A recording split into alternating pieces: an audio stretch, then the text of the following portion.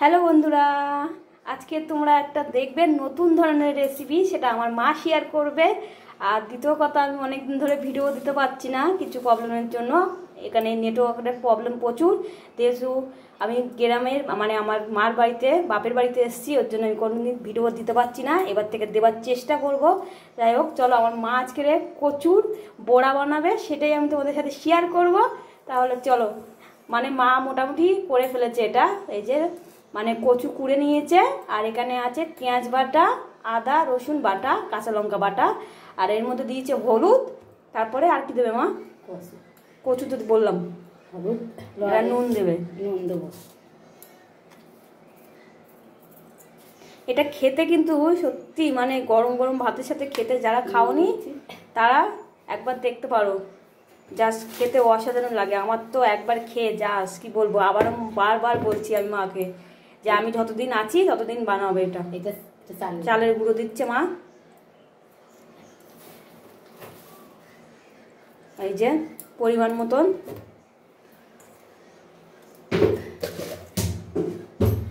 এই যে মা এবার একটু দেখো, চটকে চটকে মা একটু মেখে নেবে খুব সুন্দর করে। এটা যত ভালো করে মাখাবে ততই কিন্তু টেস্ট আসবে। এটা আমার না, এটা আমার মায়ের রেসিপি, সেটা আমি তোমাদের সাথে শেয়ার করলাম।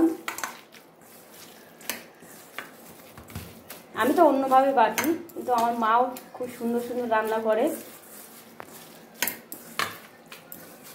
এইভাবে একদম মিহি করে একটু চটকে নিতে হবে হাত দিয়ে।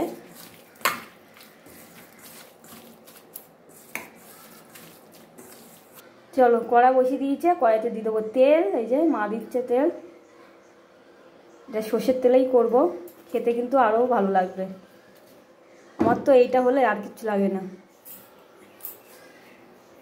চলো, এটা কিন্তু তেলটা হয়ে গেছে। আমার মা এবার দেখো ছোট্ট ছোট্ট করে দেবে। এই যে এই যে দেখো দিচ্ছে, এইভাবে দিতে হবে। আবার একটা দিচ্ছে।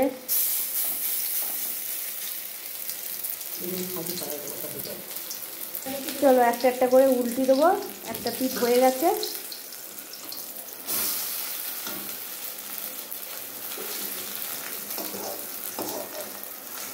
বুঝেছো কত সুন্দর হচ্ছে না? দেখে মনে হচ্ছে এখনই খায়। এটা হয়ে গেছে বন্ধুরা। তাহলে চলো, তারপরে তুমি উঠিয়ে নিয়ে আসছেন।